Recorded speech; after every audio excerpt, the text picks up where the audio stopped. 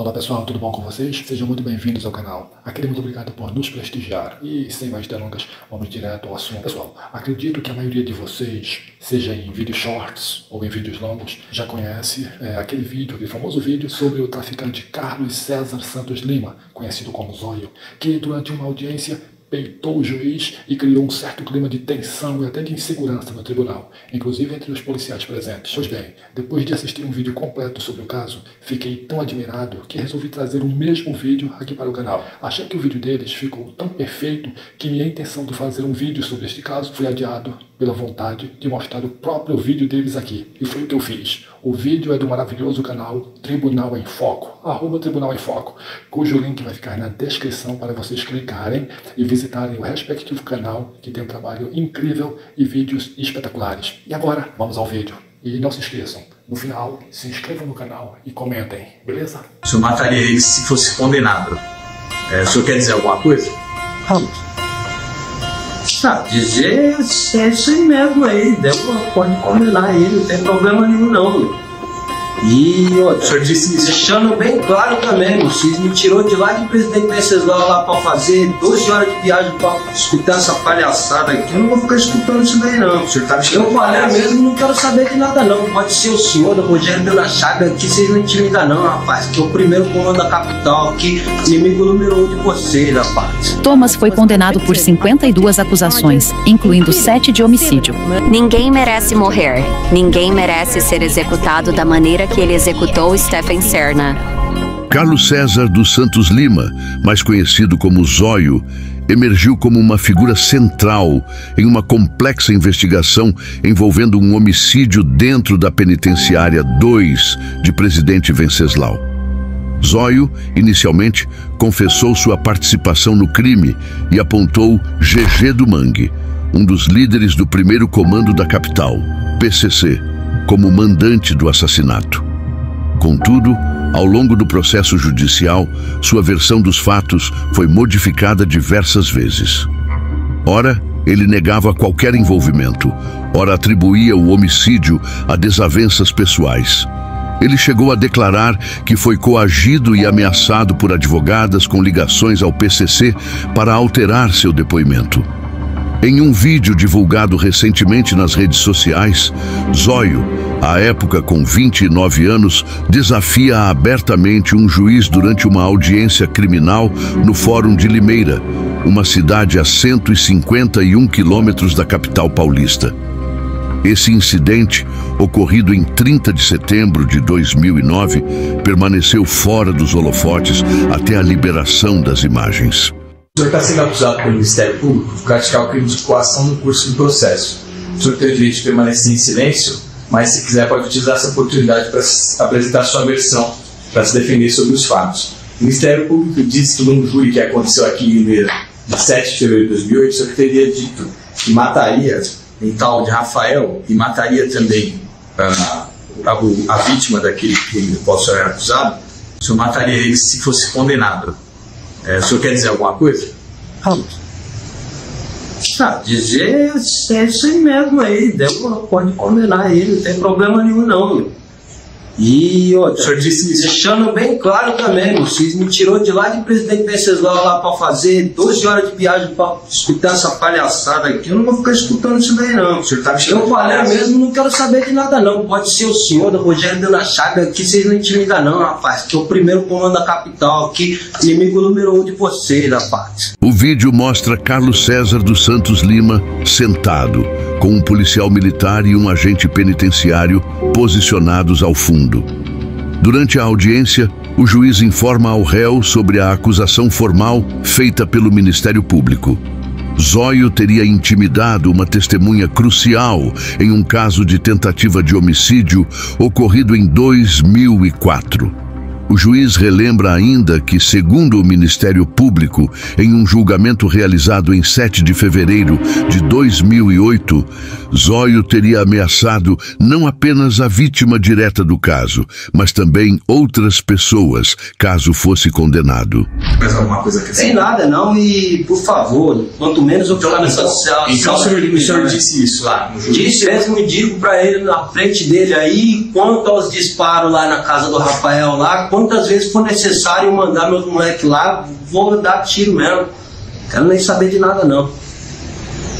Já estão processando já, né?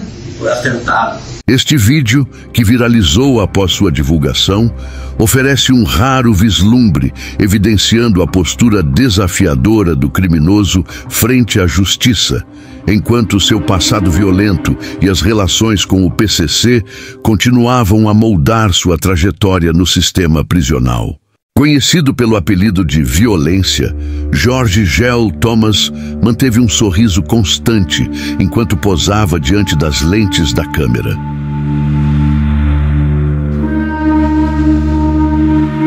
Acompanhe-nos até o Tribunal Superior da Cidade do Cabo, onde iremos desvendar um caso criminal e ver a reação do réu ao receber sua sentença. Conhecido pelo apelido de Violência, George Gell Thomas era acusado de comandar os 28, uma das gangues mais temidas da Cidade do Cabo. Thomas e sua gangue espalhavam o terror pela cidade, com uma sequência de assassinatos e extorsões, enquanto travavam uma feroz batalha territorial contra seus adversários, a gangue conhecida como Clever Kids. Notório e temido, George Caval Thomas, líder da gangue dos 28, tinha seu alcance e influência se estendendo das ruas de Cap Flat até dentro da prisão. Thomas foi condenado por 52 acusações, incluindo 7 de homicídio. Seu julgamento foi uma das maiores e mais complexas perseguições a gangues na província. Durante um período de 2 anos, a gangue dos 28 tentou, sem sucesso, assassinar Curtis Esterhuizen, um membro da gangue Clever Kids, em 6 ocasiões distintas. Esses esforços fracassados resultaram na morte de 7 pessoas antes que Curtis fosse finalmente morto a tiros em 2010. A maioria das vítimas eram testemunhas que estavam programadas para depor no julgamento de extorsão e conspiração envolvendo George Gell Thomas. Após essas mortes, Thomas e mais 18 integrantes dos 28 enfrentaram acusações de 166 crimes, incluindo assassinato, tentativa de assassinato, roubo e posse ilegal de armas, com Thomas sendo condenado por 53 desses delitos. Mesmo enquanto estava detido, Thomas não cessou de ordenar o assassinato de outras testemunhas do seu julgamento.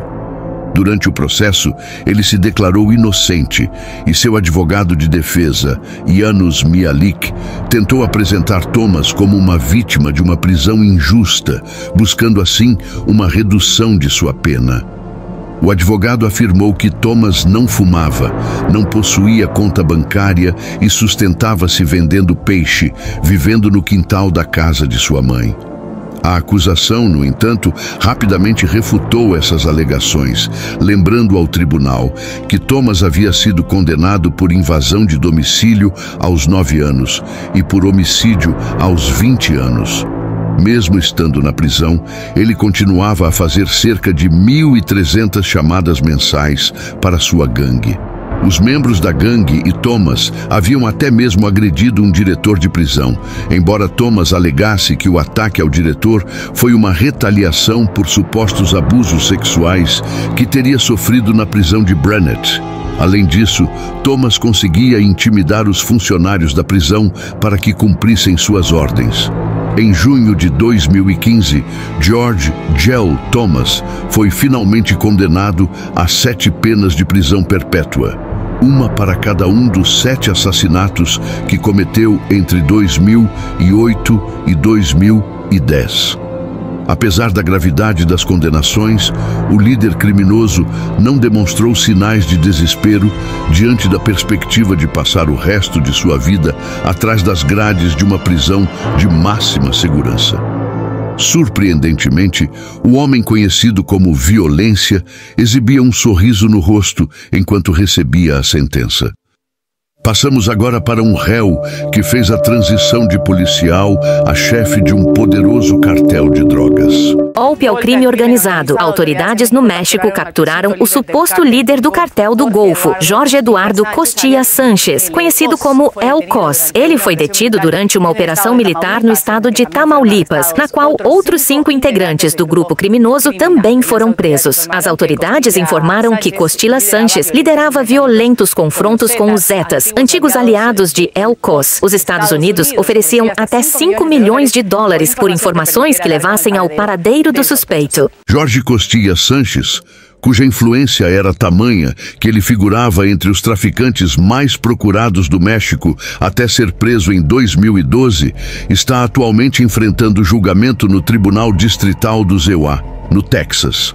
Costilla Sánchez, um dos líderes mais temidos dos cartéis mexicanos, começou sua carreira como policial nos anos de 1990. Entretanto, entre 1992 e 1995, ele abandonou a lei para se envolver com o tráfico de drogas e fundar sua própria rede de sequestros.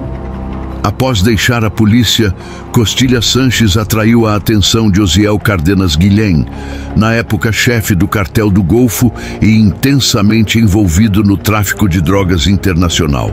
No final dos anos 1990, Costilla Sánchez subiu ao posto de tenente e, com a prisão de Osiel, assumiu a liderança do cartel do Golfo em 1999.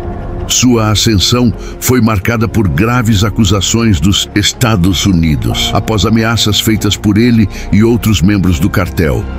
Jorge Costilla Sánchez enfrentou acusações de planejar o assassinato de 2 agentes de lei dos Estados Unidos no México.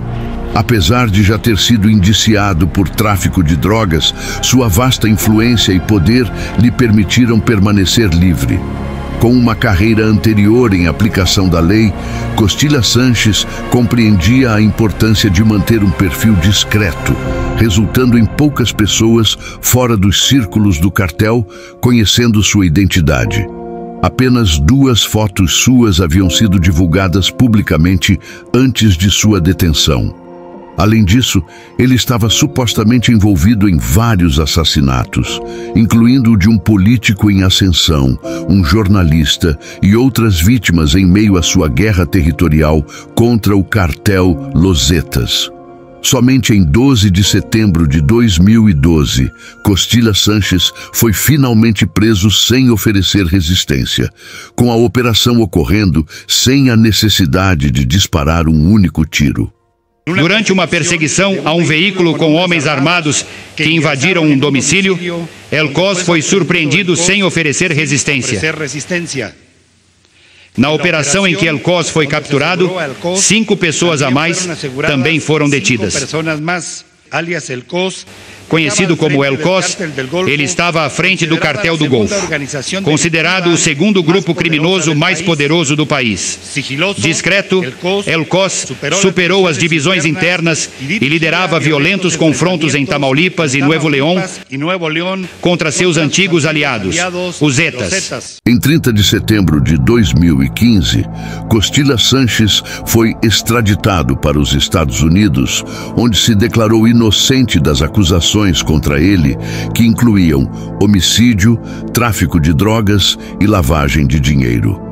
Após uma longa batalha judicial, Costilla Sánchez acabou se declarando culpado por conspiração para a posse de narcóticos com a intenção de distribuir cocaína e cannabis, além de 2 casos de agressão a agentes federais em 26 de setembro de 2017.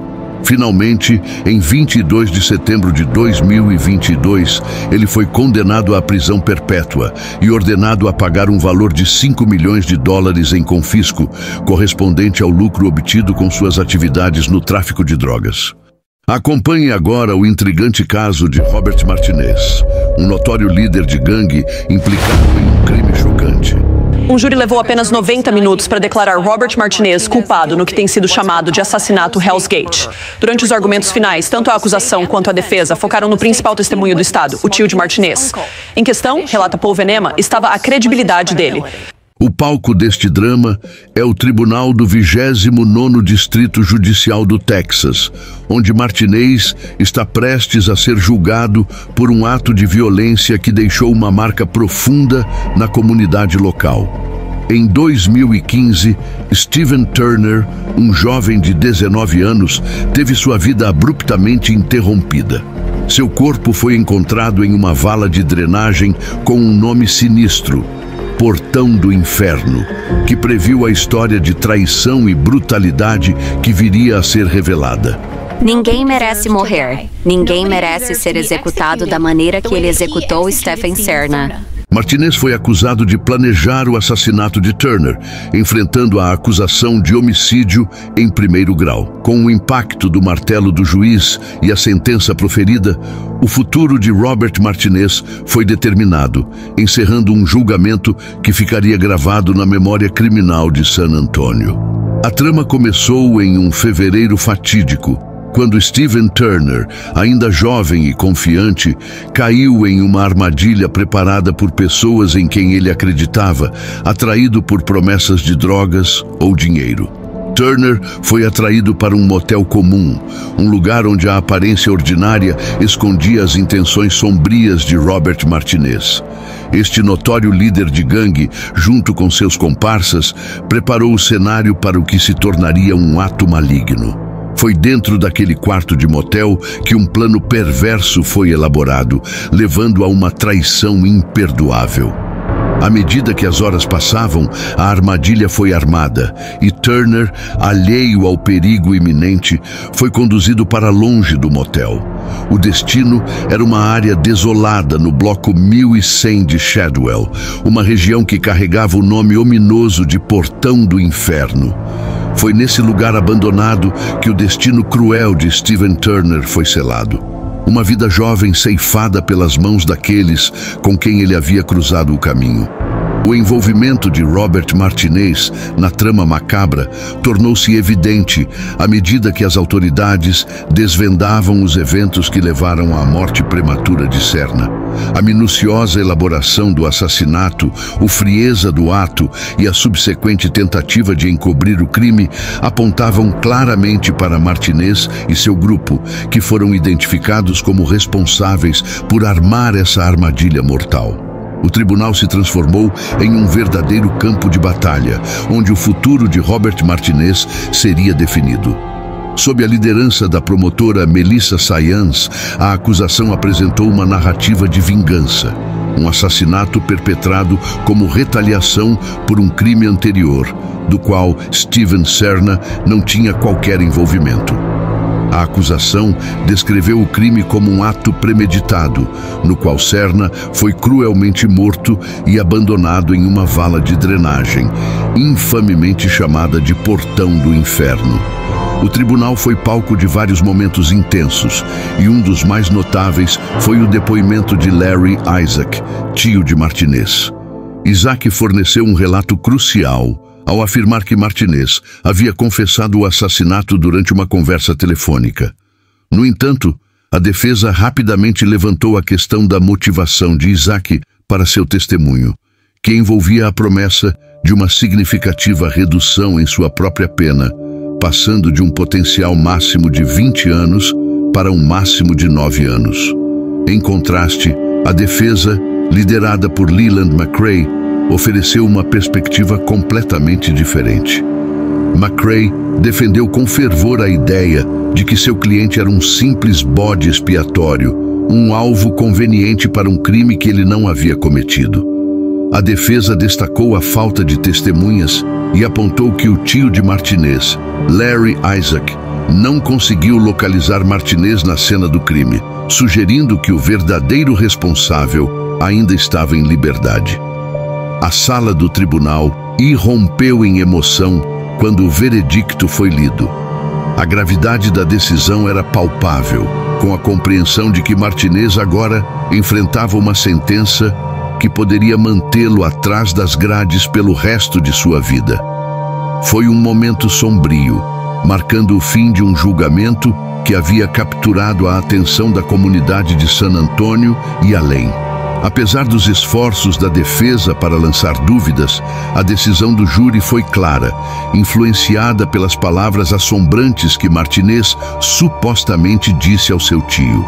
Quando o martelo caiu, a sentença foi definida e Martinez enfrentou a perspectiva de prisão perpétua. Um fim sombrio para um caso que começou com um jovem atraído para sua morte sob o pretexto de drogas ou dinheiro. Este julgamento destaca a trágica perda de vidas e a busca pela justiça em San Antônio. E aí, gostou? Então, deixa aquele joinha, compartilhe, se inscreva no canal e não se esqueça de ativar o sininho das notificações. Valeu, até o próximo.